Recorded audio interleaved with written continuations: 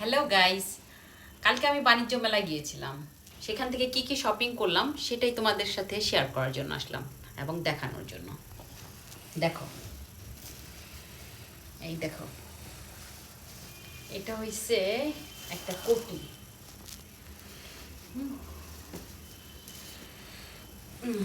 তারপরে হইছে একটা ওয়ান পিস শেরওয়ানি কাটের। এরপর হইছে একটা পার্স।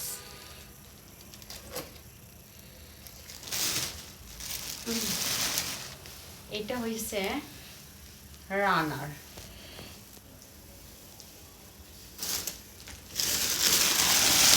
এগুলা হইছে কুশন কাভার।